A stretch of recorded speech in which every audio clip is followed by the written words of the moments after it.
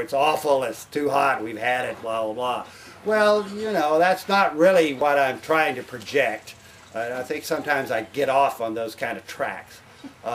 Because, for example, let's just, you know, throw up, okay, what's some of the good news with the plants? Well, you know, just look around right here, and, you know, if you really look hard over here, you're going to see a lot of wilty plants, but, you know, here's the sages, and none of these plants are getting watered, folks. Evergreen sumacs right here. There's a flame sumac right back there with the long leaves. They're not even really wilted. You know, we've got green all around us. It's, you know, we're not, you know, all our trees aren't dying. The fact of the matter is that plenty of them are dying, and a lot of them in people's yards are now dying. And see here's that little click. In the 1998 to 2000 period, I had yet to see a live oak dying from the heat and drought in Travis County. I began to see them in Barnett County, Llano County, Mason County in those years dying from the drought.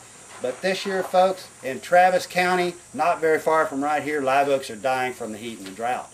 And so when the live oaks start dying from the heat and the drought, we know we're into something, because, you know, one of my old sayings is that live oaks are the strongest organism in the hill country.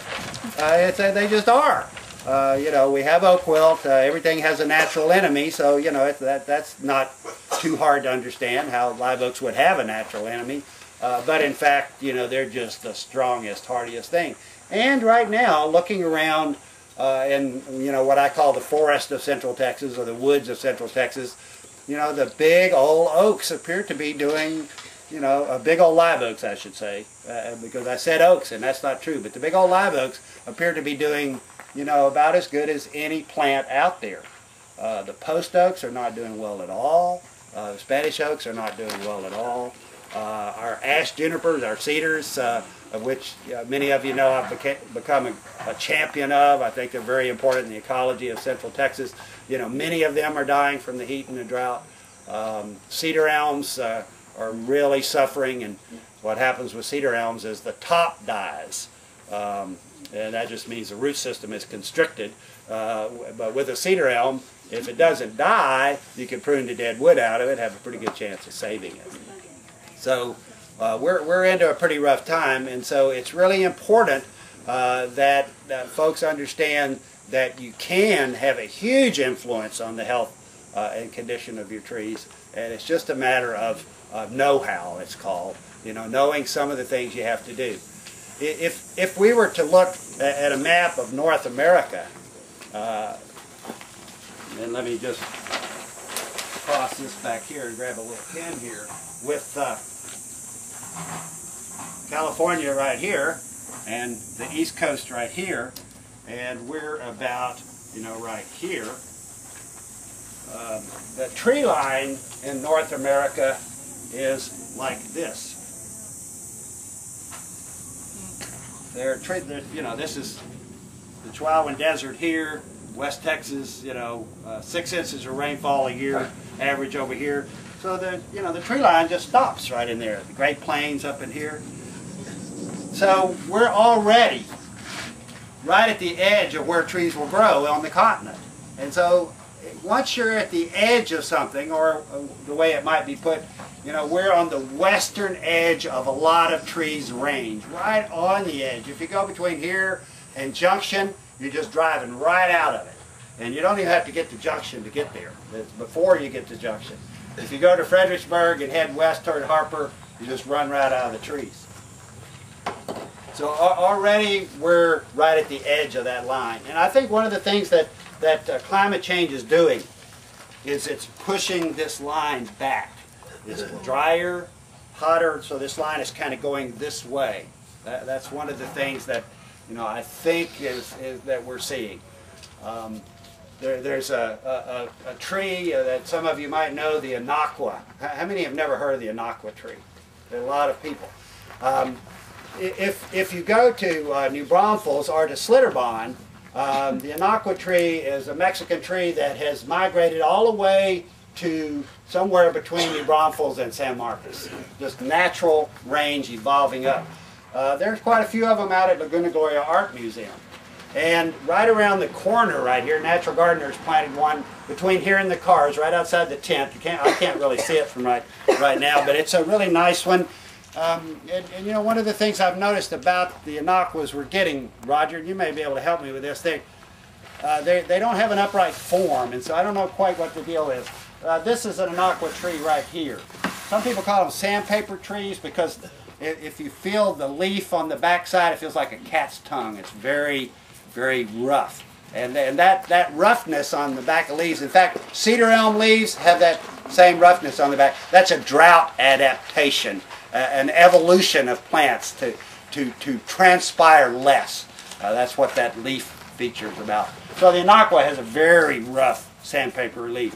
It's one of the trees of the future, I think, for here because, you know, as we change, one of the things we have to think about is, well, we might be losing some things, like I think we're losing peaches, which is just, you know, I have a really hard time with that because I love them so much.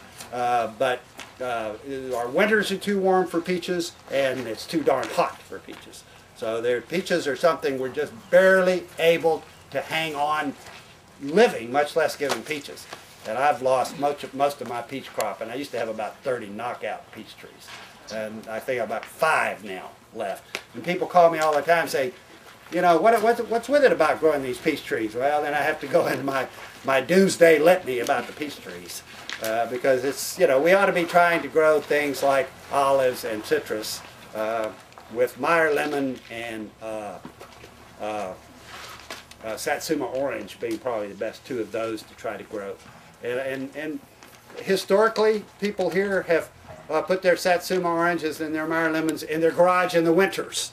Well, people are planting them in the ground, including myself, and they're doing quite well, thank you.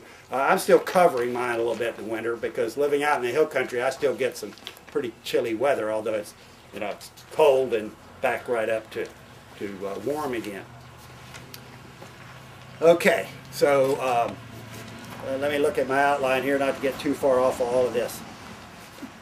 You all, let's talk about the seminar part of this. We want to talk about tree care today, and I think that there are 3 big components to taking care of trees. They are working on the soil, making the soil better. You know, when we looked at our map of the tree line in the United States, you know, one of the things that happens right in here in the United States is the soils go from acidic to alkaline. And there are a whole lot of people in the world that would think we can't grow anything here because our soil is so acidic. Well, obviously that's not the case. And except for last summer and this summer, I have a really good, usually very productive organic kitchen garden. I've been gardening in the same place for about 30 years now, and the soil gets better every year. The last 2 summers have really been undermining me, but at the same time I got really encouraged because last fall and winter's kitchen garden was just absolutely knockout. In fact, last summer's garden was so bad that last fall and winter's garden was just so wonderful. I said, well, at least everything I believe isn't quite, you know, thrown out the window yet, because, you know, we still can grow some really nice things. So, but our soils, you know, if you have soils, and a lot of people don't realize that that white stuff that's on the ground right back here is not really soil, that it's caliche, which is like pre-limestone. It's, you know, as alkaline as it can be. Plants generally won't grow in this kind of soil. One of the reasons that I'm such a champion of the cedar trees is because in order for alkaline soils to grow anything, it has to have a certain percentage of organic matter, humus, as part of it for plants to even be able to take any nutrients in at all. And so the cedar tree doing their needle cast every year, in fact, right here you can see it, and right behind us you can see it, and right here on the ground is a very good, this is the cedar tree, the ash junipers do what's called a needle cast